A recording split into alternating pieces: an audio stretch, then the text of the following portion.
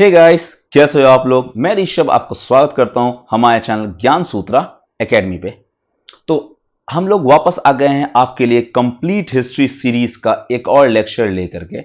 आज हम लोग एंशिएंट हिस्ट्री का one of the most important topic that is Buddhism and Jainism, ये हमारा लेक्चर नंबर 4 है। इसे हम लोग डिस्कस करने वाले हैं। इससे पहले मैंने स्टोन एज, वैदिक एज और इंडस वैली सिविलाइजेशन पे वीडियो बनाया है और साथ साथ उसका पीवाईक्यूज भी करवाया है, जो कि आपको आई बटन ऊपर दिख रहा है, वहां पे आप जाकर देख सकते हो, या फिर नीचे आपको डिस्क्रिप्शन बॉक्स में उसका लिंक दिया हुआ है। ये वीडियो आपके एसएससी, रेलवेज, एनटीपीसी, बीपीएससी या कोई भी आप स्टेट एग्जामिनेशन को टारगेट कर रहे हो उसके लिए one of the most important video है ये वीडियो के बाद आपको और कोई वीडियो देखने की जरूरत नहीं है। इस वीडियो में हम लोग हर एक एस्पेक्ट को कवर कर लेंगे। तो बिना कोई टाइम वेस्ट किए हुए हम लोग अपने टॉपिक की ओर आगे बढ़ते हैं। तो इससे पहले मैंने आपको पिछले क्लासेस में वैदिक एज के बारे में बताया था।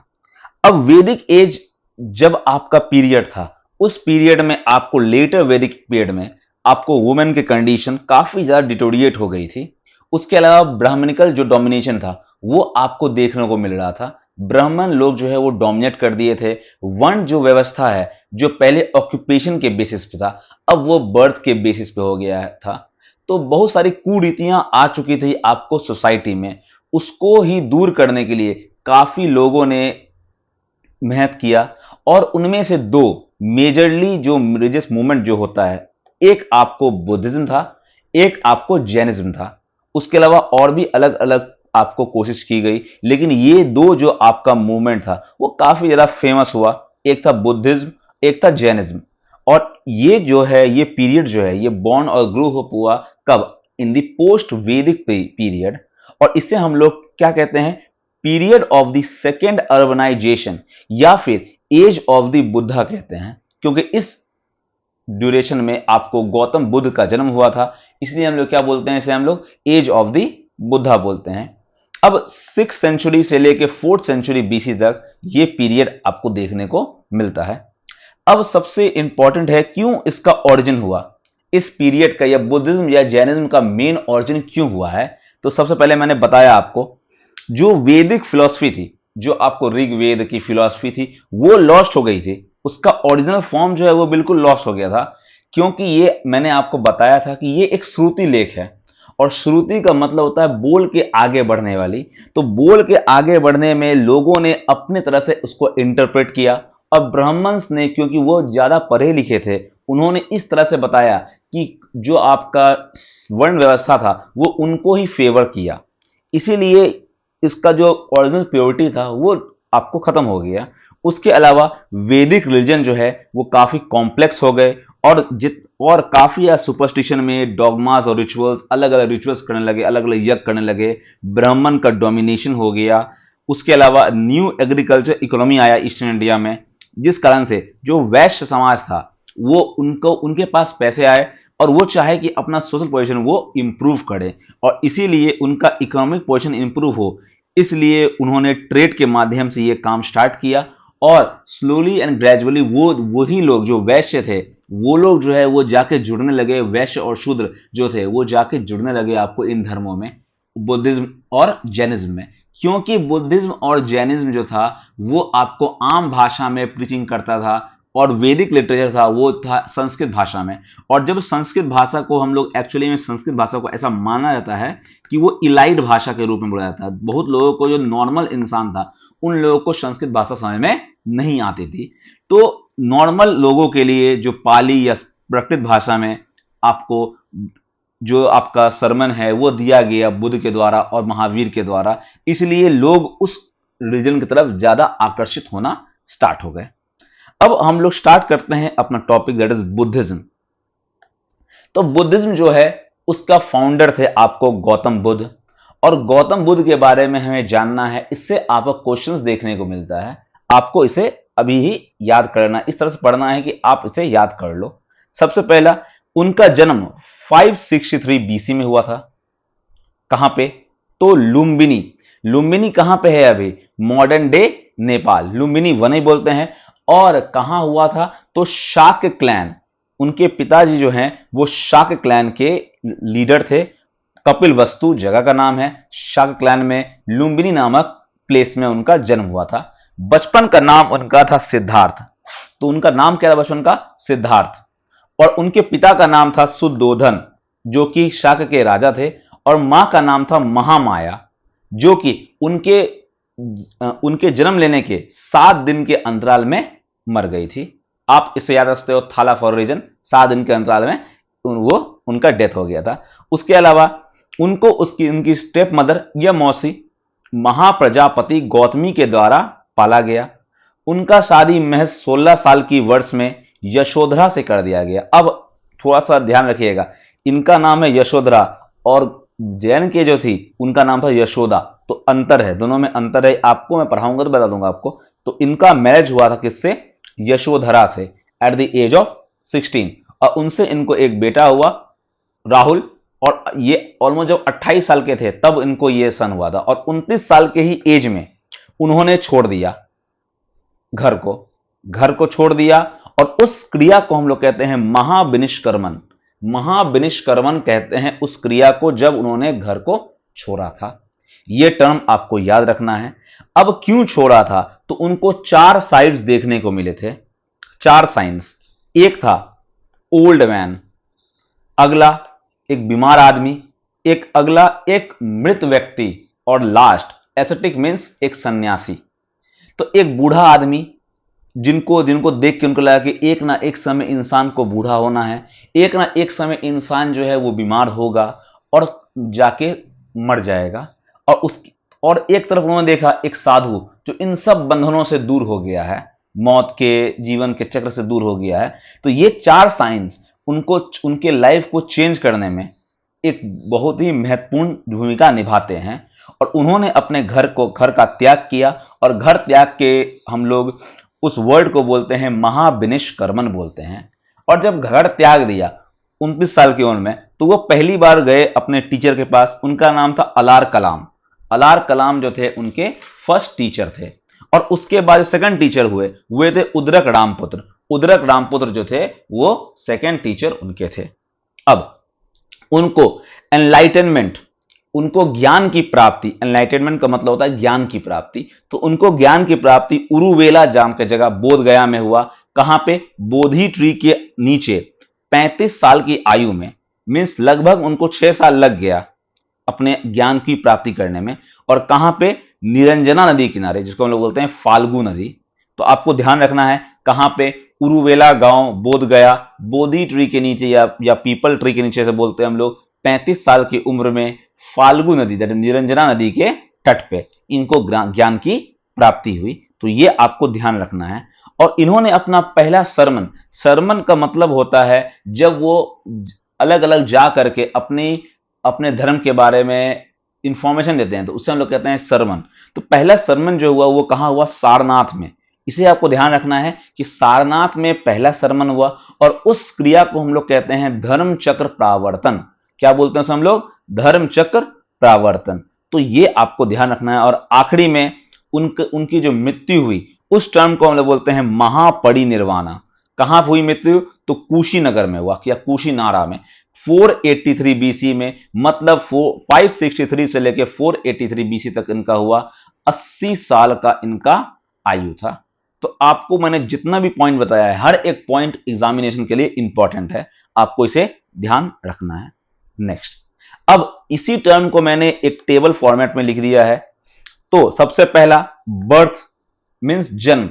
जन्म की क्रिया को सिंबल क्या है? लोटस और बुल। क्या है? लोटस और बुल है। रेनंसिएशन, रेनंसिएशन का मतलब होता है घर त्याग करना, या इसका ही टर्म मैंने आपको बताया था, क्या वो था? महाविनिष्क्रमण। क्या था? महाविनिष्क्रमण। ठीक है, महाविनिष्क्रमण। तो इसके लिए किया था आपको हॉर्स को, वो घोड़े से ही गए थे। और उस घोड़े का नाम क्या था? क्या आपको पता है उसके घोड़े का नाम क्या था? तो उनके घोड़े का नाम था कंटका। और जो उनके रथ था उनका नाम था चन्ना रथ चालक का नाम था। और कंटक जो था उनके घोड़े का नाम था। ओके।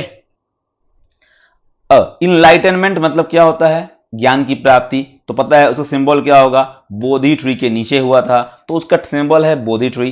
पहला सरमन, पहली बार ज्ञान दिया था उन्होंने, तो उसको हम लोग कहते हैं धर्मचक्र प्रावर्तन, धर्मचक्र प्रावर्तन। और इसका क्या है आपको, व्हील, व्हील पहिया, वो इसका क्या है आपको सिंबल है। और डेथ, इसे हम लोग डेथ को क्या बोलते हैं आपको पता है, महापरिनिर्वाणा, महापरिनिर्वाणा।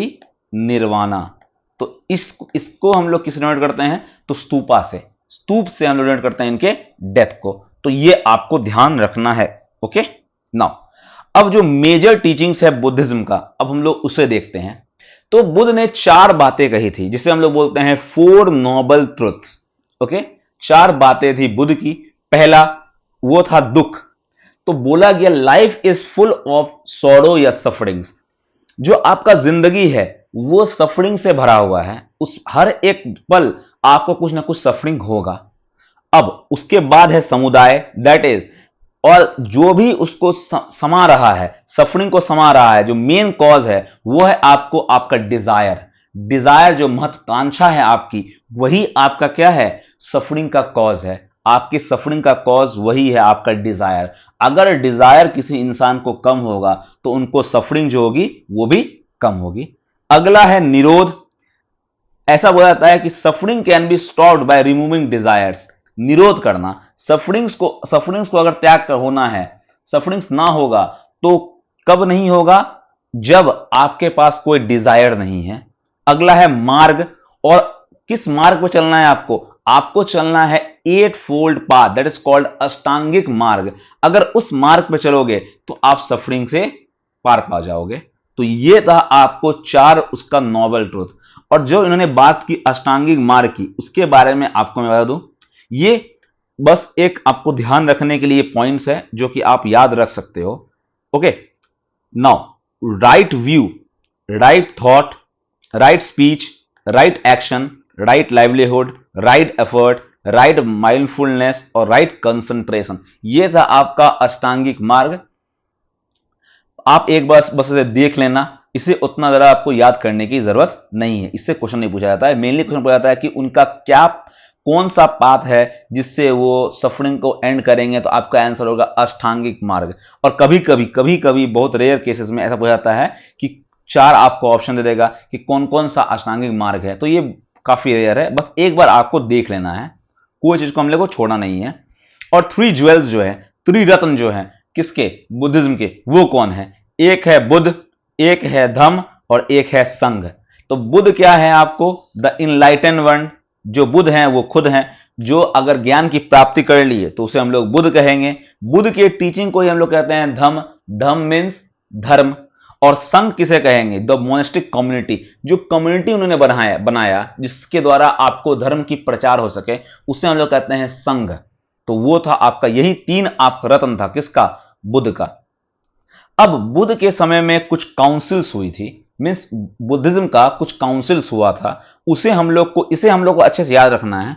तो पहला काउंसिल जो हुआ था वो कब हुआ था, 483 बीसी में। 483 बीसी में आपको पहला काउंसिल हुआ था। कहां हुआ था, तो राजगीर में हुआ था। और किसके द्वारा किया गया था, तो महाकश्यप के द्वारा किया गया था। और राजा कौन था, अजात शत्रु इसका राजा था। अब इसे आपको, ये काफी इंपॉर्टेंट है, काफी बार एग्जाम में पूछा जाता है, इसे आपको याद रखना है, आपको अच्छे से याद रखना है। तो पहला काउंसिल अजात शत्रु के राजा था उस समय, अजात शत्रु, किसके द्वारा प्रेसाइड किया गया, महाकश्यप के द्वारा। और कहां हुआ, तो राजगृह में हुआ। ओके, सेकेंड काउंसिल इसके जस्ट 100 साल के बाद 383 बीसी में। ये कब, कहां पे, वैशाली, सभाकामी इसका प्रेसाइडिंग ऑफिसर था। और काला अशोक के समय में हुआ था। अब काला अशोक या अजातशत्रु, जैसे अजातशत्रु थे आपको हरियंक डायनेस्टी के थे, किसके थे, हरियंका डायनेस्टी के। अब ये डायनेस्टी जो है वो महाजनपद पीरियड का डायनेस्टी है। तो मैं इसके बाद का वीडियो में आपको हर एक डायनेस्टी के बारे में अच्छे से समझाऊंगा, उसमें हम लोग देख लेंगे कौन कौन सा कहां पे है। अब है अगला है थर्ड काउंसिल 250 बीसी में, कहां पे, पाटलिपुत्र में, किसके द्वारा, अशोक के द्वारा। और मोगली पुत्तिश जो है इसका प्रेसाइडिंग ऑफिसर थे। और फोर्थ काउंसिल जो कि मेजर काउंसिल है आपका, ये कहीं कहीं पे आपको बुक में लिखा हुआ है 98 एडी भी, कहीं कहीं पे 76 भी है। तो लेकिन ये एक्चुअली में वो 1 से लेके सेकंड सेंचुरी के बीच में ही हुआ है। कहां हुआ है? तो कश्मीर में। कश्मीर में एक जगह है कुंडलवन। कहां है? कुंडलवन कश्मीर। ये आपको ध्यान रखना है, यहां पे आपको है। और वाशुमित्र और अश्वघोष दोनों ने इसे प्रिसाइड किया था, कनिष्क के दरबार में थे, और राजा कौन थे? तो कनिष्क थे। तो ये आपको ध्यान रखना है, ये चारों काउंसिल्स आपको ध्यान रखना है। लोकेशन, प्रिसाइडिंग ऑफिसर और किस राजा के काल में हुआ है, सारा सारा आपको याद रखना है। ओके नाउ, और ये जो फोर्थ काउंसिल है आपका, इसी में आपको बुद्धिज्म जो है वो 2 सेक्ट्स में डिवाइड हो गया, हीनयान और महायान में। अब इसी के बारे में हम लोग पढ़ते हैं। तो बुद्धिज्म का मेनली 2 सेक्ट है, 3 सेक्ट भी हम लोग मानते हैं। एक है आपको वज्रयान। ओके, तो पहला सेक्ट की बात करते हैं, दैट इज हीनयान। हीनयान को हम लोग कहते हैं लेसर व्हीकल। इसमें ओरिजिनल टीचिंग्स है बुद्ध का, इसमें कोई आइडल वर्शिप नहीं है, कोई आइडल वर्शिप नहीं है, कोई मूर्ति पूजन नहीं है। यह बिलीव करता है सेल्फ लिबरेशन में। और इसका जो मेजर टेक्स्ट है वो पाली भाषा में आपको लिखा गया है, जो कि त्रिपिटका है। और ये जनरली आपको श्रीलंका, म्यांमार और थाईलैंड में है। और इसे हम लोग थेरावाद भी कहते हैं, which means the way of elders. Elders जो दिखाया गया रास्ता है वही आपका है Hinayana. Hinayana means laser vehicle. अब महायान जो है, जब आप आगे बढ़ते हो, इसको याद रखने का तरीका है कि महायान से महान, तो महान आप तब बन रहे हो जब आप मूर्ति आप लेके आ रहे हो पूजन में। मीन्स ये अब बुद्ध को भगवान के रूप में महान बना रहे हैं। बुद्ध क्या बना रहे हैं? आपको महान बना रहे हैं, इसलिए वो महायान है। Okay, greater vehicle. यहां बुद्ध को गॉड के रूप में ट्रीट किया जाता है। इसमें इमेज वर्शिप है, मीन्स आइडल वर्शिप होना स्टार्ट हो गया था। और ये लोग बोधिसत्वास पे बिलीव करते हैं, believes in salvation for all, मोक्ष प्राप्त करने पे। इसमें इंपॉर्टेंट टेक्स्ट जो हैं वो लोटस सूत्र हैं और जातक टेल्स हैं। उसके अलावा ये चाइना, कोरिया, जापान, वियतनाम में फैला हुआ है। और आखिरी है आपको वज्रयान, जिसे हम लोग कहते हैं डायमंड व्हीकल। और ये जो है आपका फॉलो करता है टैंट्रिक प्रैक्टिसेस को, मंत्र को, रिचुअल्स को। और इसमें वर्शिप है आपको तारा का, तारा और अवलोकितेश्वर। ये दोनों जो है आपको कौन है? बोधिसत्वास हैं। मैं इसके बाद बोधिसत्वास पे भी आऊंगा, जो मैं आपको इसके बारे में पढ़ाऊंगा। और ये पॉपुलर है कहां पे? आपको तिब्बत में, मंगोलिया में, भूटान में, यहां पे आपको ये पॉपुलर है। अब बुद्धिस्ट लिटरेचर के बारे में अगर हम लोग बात करें, तो बुद्धिस्ट लिटरेचर जो है वो क्या है? तो ये है आपको त्रिपिटकास, दैट इज 3 बास्केट्स। इसे हम लोग कहते हैं 3 बास्केट्स। ये आपको मेजर टेक्स्ट है किसका? बुद्धिस्ट लिटरेचर का। किस भाषा में लिखा हुआ है? तो ये लिखा हुआ है आपको पाली भाषा में। किस में लिखा हुआ है? आपको पाली लैंग्वेज में। ओके, पाली लैंग्वेज में आपको लिखा हुआ है। अब पहला ये क्या है आपको? पहला है विनय पिटक, जिसमें आपको मोनेस्टिक रूल्स के बारे में बताया गया है। मीन्स आपको मोनेस्ट्री है, बुद्ध के द्वारा बनाया गया मोनेस्ट्री है, वहां पे किस किस तरह का रूल फॉलो होगा वो दिया हुआ है आपको विनय पिटक में। सूत पिटक जो है वो पहला है, जिसमें आपको बुद्ध के टीचिंग्स के बारे में दिया हुआ है। बुद्ध के टीचिंग्स है आपको सूत पिटक। विनय पिटक है रूल्स एंड रेगुलेशंस के बारे में। और अभिधम पिटक जो है वो फिलोसॉफिकल एनालिसिस है। फिलोसॉफिकल एनालिसिस किसमें दिया हुआ है? आपको अभिधम पिटक में दिया हुआ है। और जातक कथाएं जो हैं वो क्या है? आपको लिटरेचर का एक पार्ट है। इसमें आपको स्टोरीज है बुद्ध के प्रीवियस लाइफ के बारे में। और ये किस में लिखा हुआ है? आपको संस्कृत भाषा में लिखा हुआ है। उसके अलावा बुद्ध चरिता भी है, जो अश्वघोष के द्वारा लिखा गया है, वो भी आपको संस्कृत में लिखा गया है। काफी बार एग्जाम में पूछा गया क्वेश्चन है, बुद्ध चरिता किसके द्वारा लिखा गया है? ये अश्वघोष के द्वारा लिखा गया है। और वही अश्वघोष जो कि आपको 4th बुद्धिस्ट काउंसिल में आपको थे। ओके, और उसके अलावा एक और टेक्स्ट है मिलिंद पन्हो। ये आपको राजा मिलिंद, जो कि मिनेंडर, जो कि कहां के राजा हैं? आपको इंडो ग्रीक। कौन से राजा हैं? आपको इंडो ग्रीक राजा है मिनेंडर। और एक मॉन्ग है नागसेन। इनके बीच का वार्तालाप, इनके बीच का डायलॉग्स जो है, ये आपको मिलिंद पन्हो है। और ये किस लैंग्वेज में है? तो पाली लैंग्वेज में। किस में है? तो पाली लैंग्वेज में। ओके, नाउ अब हम लोग बात करते हैं बुद्धिज्म के कुछ टर्म्स के बारे में। तो सबसे पहला टर्म जो है वो क्या है? आपको चैत्य। चैत्य क्या होता है? बुद्ध में चैत्र किसे बोलते हैं? तो प्लेस ऑफ वर्शिप को हम लोग कहते हैं चैत्य। विहार किसे बोलते हैं? विहार बोलते हैं प्लेस ऑफ रेसिडेंस को। और धम बोलते हैं आपको धर्म को। स्तूप आप जानते हो कि जहां पे पूजन होती है उसे हम लोग क्या बोलते हैं? स्तूपा। स्तूप के अंदर ही आपको चैत्य होता है। तो स्तूपास जो है वो अलग अलग जगह पे अलग अलग लोगों के द्वारा बनाए गए हैं, जो काफी इंपॉर्टेंट है। आपको एग्जामिनेशन में क्वेश्चन आते हैं आपको, जैसे कि स्तूपास में सबसे लार्जेस्ट कौन है? तो केसरिया स्तूप जो है, जो बिहार में है, वो लार्जेस्ट स्तूपा है। उसके अलावा धामेक जो सारनाथ में है, यूपी में, रामाभर कुशीनगर में है, सांची मध्य प्रदेश में, शांति स्तूप लद्दाख में, बरहूत मध्य प्रदेश में। उसके अलावा बोरोबुदुर में भी आपको देखने को मिलता है आपको बुद्धिस्ट आपको स्तूपास, जो कि आपको जावा इंडोनेशिया में बोरोबुदुर का मंदिर, ये काफी विशालकाय मंदिर है आपको अल्लाह अगर देखा जाए तो। Okay, now moving to our next is, ये आपको एक्चुअल टॉपिक है art and culture, that is कि किस तरह का स्तूपा हुआ करता था। अब ये फोटो से आपको हर एक बात क्लियर हो जाएगी कि क्या है आपको स्तूपा में। तो सबसे पहले जो एंट्री आपको होती है, जो गेट है आपको दिया हुआ है, उसे हम लोग कहते हैं तोरण। तोरण क्या है आपको? गेटवे है, गेटवे। गेटवे को क्या बोलते हैं हम लोग? तोरण बोलते हैं। अगला, ये जो आपको रेलिंग दिखाई दे रही है, ये जो आपको रेलिंग दिखाई दे रही है, ये इसको क्या बोलते हैं हम लोग? इसे हम लोग कहते हैं वेदिका। वेदिका चारों तरफ जो रेलिंग है उसे क्या बोलते हैं हम लोग? वेदिका बोलते हैं।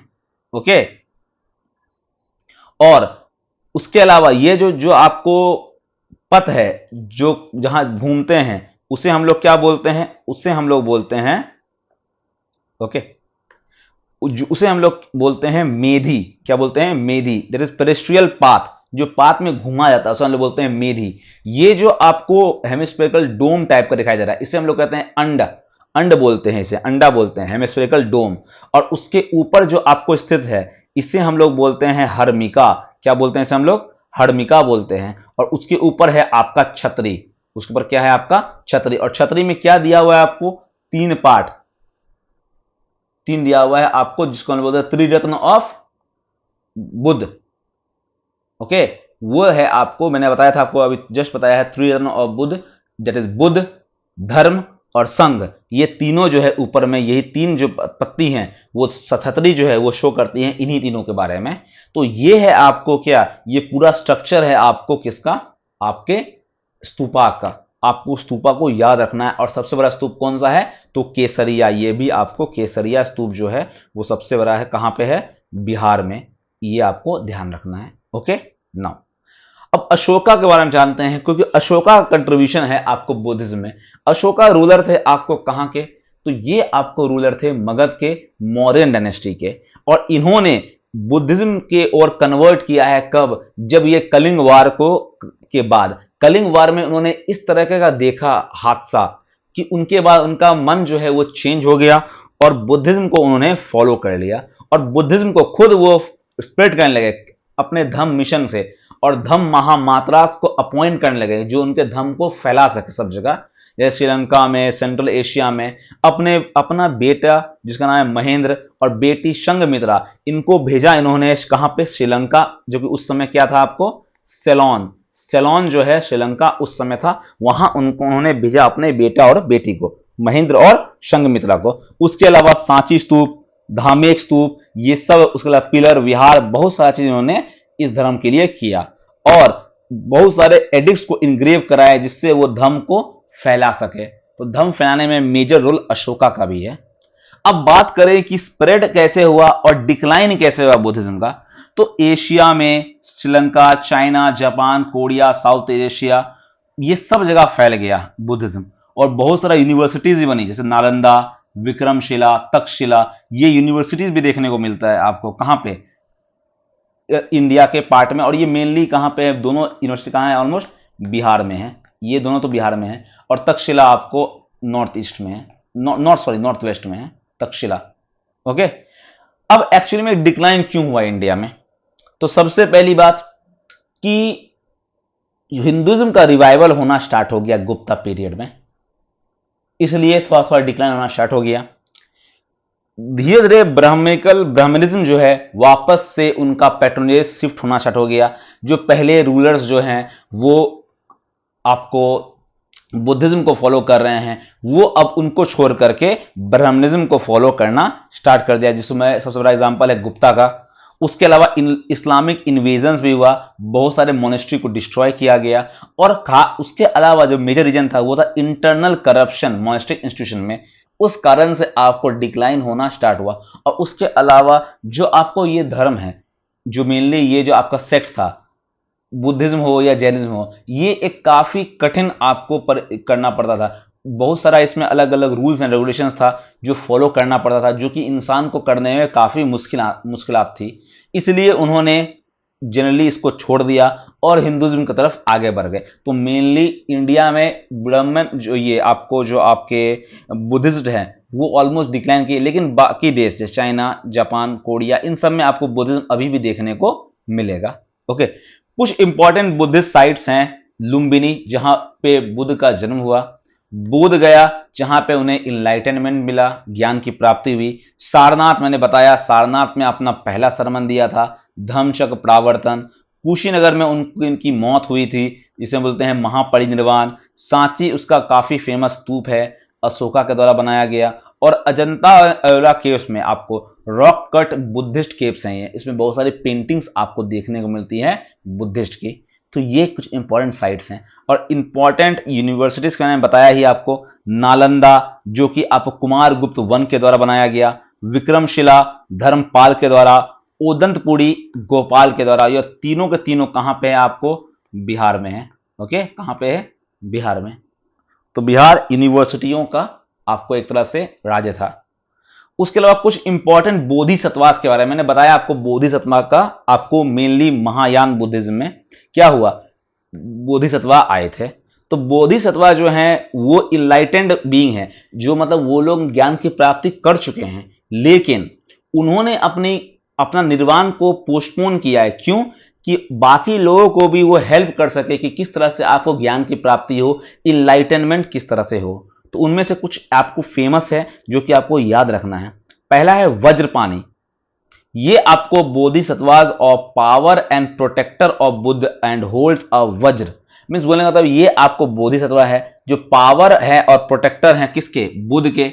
और ये साथ ही साथ ये वज्र, जैसे कि इंद्र आपको रखते थे, उसी तरीके से वज्र जो है ये रखते हैं। कौन? वज्रपाणी। अगला है अवलोकितेश्वर। ये बोधिसत्वा है कंपैशन के। इनको पद्म पानी भी बोलते हैं, दैट मीन्स लोटस बियरर। अगर कोई पूछे लोटस बियरर कौन है तो अवलोकितेश्वरा है। अगला है मैत्रेय, काफी बार पूछा गया।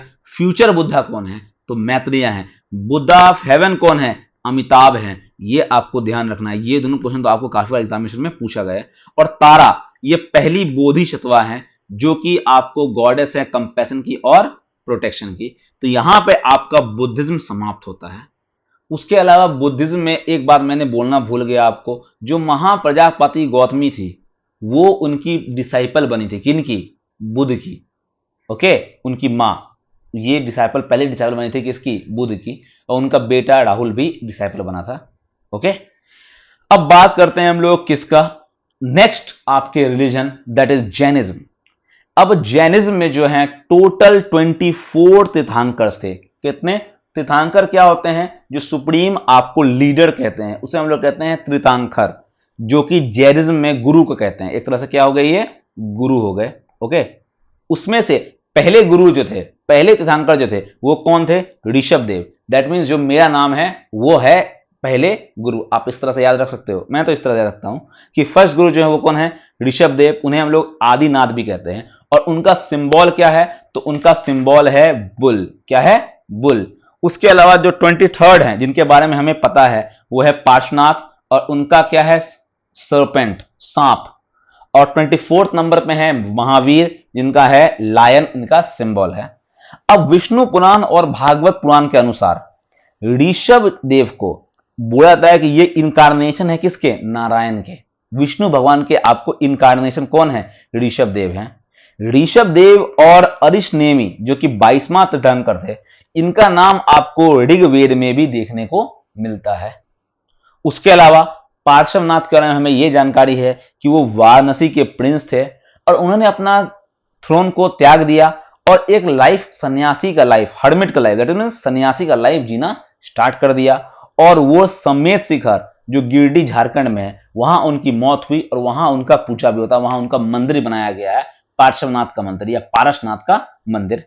ओके, अब बात करते हैं हम लोग महावीर के लाइफ के बारे में। तो उनका बर्थ 540 बीसी में हुआ। कहां पे? कुंडग्राम में हुआ, वैशाली बिहार में। ओके, बचपन का इनका नाम था वर्धमान और पापा का नाम था सिद्धार्थ। सिद्धार्थ बुद्ध के बचपन का नाम था और इनके पापा का नाम था सिद्धार्थ, जो जंत्रिक क्लैन या ज्ञानत्रिक क्लैन से बिलोंग करते हैं। मां का नाम त्रिशला। ओके, मां का नाम था त्रिशला, जो कि आपको चेतक की बहन थी, जो वैशाली के राजा थे, वो थे आपको चेतक। ओके, उसके अलावा इनकी वाइफ का नाम था यशोदा और उनकी वाइफ का नाम, बुद्ध की वाइफ का नाम था यशोधरा, याद रखिएगा। और इनसे उनको एक डॉटर हुई जिनका नाम था अनुजा प्रियदर्शनी, जिनके हस्बैंड जमाली पहले डिसाइपल बने किसके? महावीर के। उन्होंने 30 साल की उम्र में अपना घर को त्याग किया और उनके साथ मखाली घोष, जो कि फाउंडर हैं आजीविका सेक्ट के।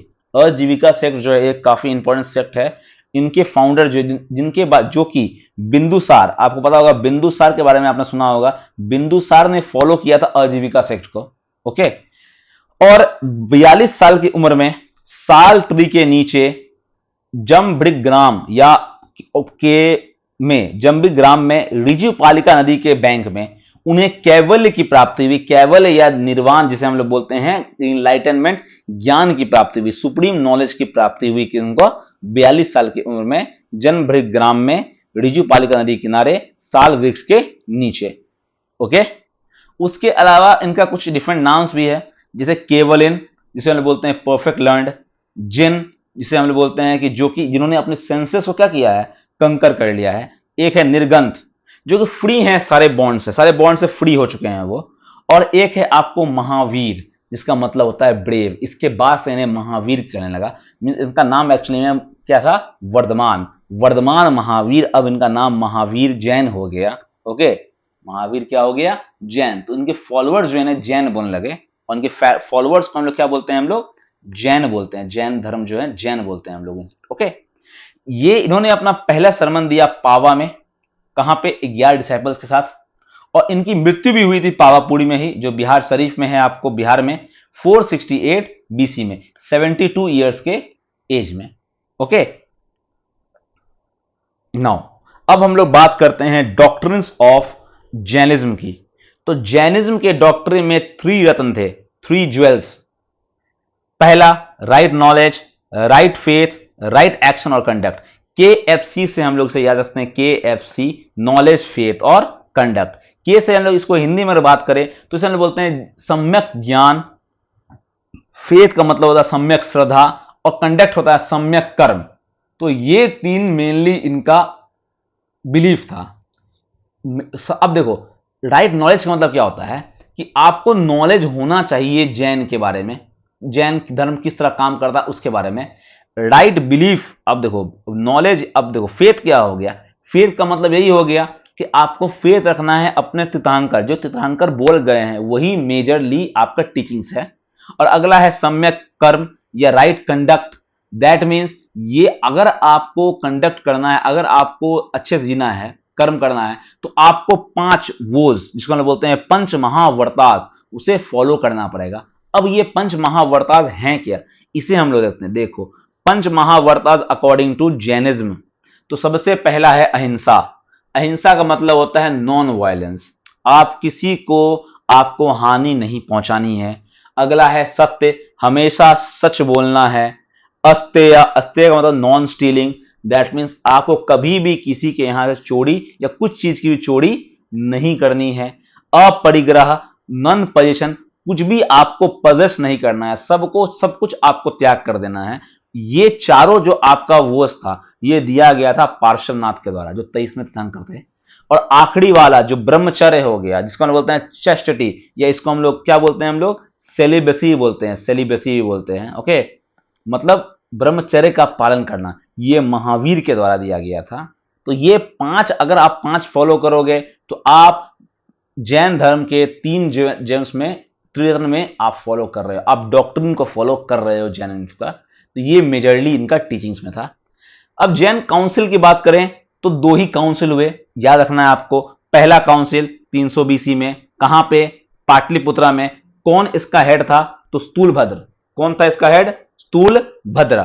और ये किसके समय हुआ? चंद्रगुप्त मौर्य के समय हुआ। और इस समय क्या हुआ? तो 12 अंगास का कंपाइलेशन। अंगास क्या थे उनके? अंगास इनके लिटरेचर को कहते हैं हम लोग, 12 अंगास, अंग अंग। ओके। अब सेकंड बुद्धिस्ट काउंसिल जो है ये लगभग आपको, ये मैं लिखा नहीं है, 512 एडी में हुआ था और ये वल्लभी गुजरात में हुआ। और इस समय इसके जो चेयरमैन थे वो थे देवर्धि क्षमाश्रवण। और यहां पे आपको फाइनल कंपाइलेशन हुआ, जो अंग हैं उपंग हैं सबका कंपाइलेशन हुआ, ये आपको जैन काउंसिल में। 2 जैन काउंसिल है, बहुत इजी है। पहला पाटलिपुत्र में, दूसरा वल्लभी गुजरात में। पहले में अध्यक्ष थे स्थूलभद्र, दूसरे में थे देवर्धि क्षमा श्रवण। ओके, याद रखिएगा। अब जैनिज्म जो है वो 2 पार्ट में डिवाइड हो गया। तो पहला था श्वेतांबर, दूसरा था दिगंबर। श्वेतांबर कौन है आपको? जो कि व्हाइट क्लोथ्स पहनते हैं। और दिगंबर कौन है? जो कि नग्न रहते हैं, नेकेड रहते हैं। ओके। अब इसको याद रखना कि किसने इसे बनाया था। कंफ्यूज होते हैं सभी लोग, इसे आप आराम से रखते हो। एस से होता है श्वेतांबर, एस से होता है स्थूलभद्र। तो जहां श्वेतांबर है वो कम, वहां क्या होगा? स्थूलभद्र होगा। और दिगंबर का आप याद रखोगे क्या है आपको? भद्रबाहु। ओके, भद्रबाहु जो आपको कौन है? दिगंबर के। अब एक्चुअली में क्या हुआ? 298 बीसी के अराउंड एक सीरियस फेमाइन आया था मगध में। तो चंद्रगुप्त मौर्य को भद्रबाहु ने लेकर के कहां ले गया उन्होंने? कर्नाटका में। ओके, साथ में कि आप जो है इस फेमाइन से दूर हटे। और चंद्रगुप्त को जैनिज्म की ओर फॉलो करवाया। और इसी दौरान ही सल्लेखन एक क्रिया होती है जिसमें आप फास्टिंग करते हैं टिल डेथ। ये क्रिया करते हुए चंद्रगुप्त मौर्य की मौत हुई। सल्लेखन क्रिया, ये क्वेश्चन एग्जाम में आता है कि ये किस रिलीजन से बिलोंग करता है सन्निकेतन। तो आपको बोलना है ये किससे बिलोंग करता है? तो ये बिलोंग करता है जैनिज्म से। और जब भद्रबाहु 12 साल के बाद लौटे मगध, तो उन्होंने देखा कि जो हमारे और भी इंसान हैं, जो हमारे फॉलोअर्स हैं, वो व्हाइट कपड़ा पहनना स्टार्ट कर दिए और हम लोग नेकेड हैं। तो उन इस समय ही 2 पार्ट में डिवाइड हो गया आपका। एक हो गया आपको जो नेकेड रहने लगे, जो कि भद्रबाहु के शिक्षा में, वो उसे हम लोग कहने लगे दिगंबर। और जो स्थूलभद्र में आ गए उसे हम लोग कहने लगे श्वेतांबर। अब जैन लिटरेचर मेनली 2 लैंग्वेज का यूज, 2 लैंग्वेज में एक ही लैंग्वेज यूज करता है, उसे हम लोग बोलते हैं प्राकृत, या फिर उसका नाम है अर्धमगधी प्राकृत या अर्धमगधी बोला जाए तो ये जैन लिटरेचर का मेजर आपको राइटिंग था अर्धमगधी में। अब कुछ इंपॉर्टेंट टेक्स्ट जो आपको याद रखने हैं जैन के, वो है कल्प सूत्रा, जो कि भद्रबाहु के द्वारा। भद्रबाहु कौन से? दिगंबर। ओके, याद रखिएगा। भद्रबाहु चरिता। और एक है प्रशिष्टा पर्वन, ये काफी इंपॉर्टेंट है, एग्जामिनेशन में पूछा जाता है। हेमचंद्र के द्वारा लिखा गया है प्रशिष्टा पर्वन, जो कि आपको जैन का लिटरेचर है। ओके। अब जैन आर्किटेक्चर के बारे में बात करें तो गुफाज, जिसको लोग केव्स बोलते हैं, केव आर्किटेक्चर, जैसे कि हाथी गुम्फा, बह गुम्फा, बाघा गुम्फा, उदयगिरी, खांडगिरी ओडिशा में। और किसका बनाया गया था? खारवेल रूलर्स, खारवेल डायनेस्टी, कलिंग के डायनेस्टी थे, उनके द्वारा बनाया गया है ये सब। दिलवारा टेम्पल राजस्थान माउंट आबू में जैन आर्किटेक्चर का एग्जाम्पल है। किसके द्वारा बनाया गया? वास्तुपाला ब्रदर्स के द्वारा। गिरनार पलिताना टेम्पल गुजरात में Jain architecture. Pawapur temple, Rajgiri temple Bihar में। स्टैचू ऑफ गोमेतस्वरा या गोमातेश्वरा या बाहुबली, जो कहां है? श्रवण बेलागोला में, कर्नाटका में। अब ये गोमेतस्वरा कौन है या बाहुबली कौन है? तो ये जो है फर्स्ट तीर्थंकर, जो कि ऋषभ देव हैं, उनके सन है। फर्स्ट तीर्थंकर के सन है कौन? गोमेतस्वरा या बाहुबली। ओके। और इस दौरान ही महामत्स्य अभिषेक फेस्टिवल यहां सेलिब्रेट होता है, गोमेतस्वरा का पूजा, चचू में पूजा करते वक्त। और ये है आपको जैन आर्किटेक्चर का कुछ खास एग्जाम्पल। अब कुछ रूलर्स जो उनको फॉलो करते थे, ये आपको ध्यान रखना है जैसे कि नंदास उनको फॉलो करते थे। बिंबिसार, ये जो थे ये कंटेम्पररी थे किसके? दोनों, बुद्ध के भी और महावीर के भी, ये दोनों के कंटेम्पररी थे। अजातशत्रु, चंद्रगुप्त मौर्य, बिंदुसार, खारवेला किंग्स जो एक कलिंगा के राजा थे। साउथ में देखा जाए तो साउथ में गंगा डायनेस्टी, कदम्ब डायनेस्टी, अमोघ वर्ष, काफी इंपॉर्टेंट नाम है अमोघ वर्ष, राष्ट्रकूट डायनेस्टी का। और एक और इंपॉर्टेंट पॉइंट जो कि है मल्लीनाथ के बारे में। किसके बारे में? मल्लीनाथ। अब मल्लीनाथ जो थे वो 19वें तीर्थंकर थे और इनको ओनली फीमेल तीर्थंकर बोला जाता है। किसके द्वारा? श्वेतांबरास के द्वारा, नॉट बाय दिगंबरास। दिगंबर मानते हैं कि जो 24 के 24 तीर्थंकर हैं वो सब कौन है? मेल हैं आपको। लेकिन जो आपके श्वेतांबर हैं वो मानते हैं कि जो 19वां तीर्थंकर है मल्लीनाथ, वो कौन है? आपको फीमेल है और बाकी सब जो हैं आपको मेल हैं। ओके इसलिए जब इसकी नाम आ गई तो इसका भी सिंबल आपको याद रखना है कि मल्लीनाथ का जो सिंबल है वो कौन सा था? Water pot. क्या था? वाटर पॉट इसका सिंबल था। अब आपको पता होगा कि पहला जो थे ऋषभदेव, उनका कौन था? बुल। 23 में पार्श्वनाथ, सरपेंट, सांप, महावीर, लायन। एक और याद रख सकते हो आप अजीतनाथ का। अजीतनाथ जो आपको सेकंड थे। सेकंड कौन थे आपको? अजीतनाथ। ओके, ये सेकंड थे आपको। और इनका क्या था आपको? इनका था एलिफेंट। क्या था? एलिफेंट था आपका ये। ओके सो अगर आपको वीडियो पसंद आया हो, क्योंकि इस वीडियो में मैंने काफ़ी इंफॉर्मेशन आपको दिया है जो कि आपके एग्जाम पॉइंट ऑफ व्यू से काफ़ी इंपॉर्टेंट है। अगर आपको वीडियो अच्छा लगा हो तो प्लीज़ लाइक करो, शेयर करो और सब्सक्राइब करो हमारे चैनल को। नीचे डिस्क्रिप्शन बॉक्स में आपको टेलीग्राम चैनल का लिंक मिल जाएगा, वहां से जाकर के आप वीडियो के PDF को डाउनलोड कर सकते हो। अगर आपको हमारी मेहनत अच्छी लग रही हो तो प्लीज़ वीडियो को आप जितना हो सके उतना शेयर कर सको और अपने कमेंट ज़रूर छोड़ना, जिससे मुझे एक मोटिवेशन मिल सके कि और मैं अच्छे अच्छे वीडियोस आपके सामने ला सकूं। Okay, thank you. इसके बाद मैं मिलता हूं इस बुद्धिज्म और जैनिज्म के PYQs को लेकर के। Thanks for watching. तब तक के लिए जय हिंद।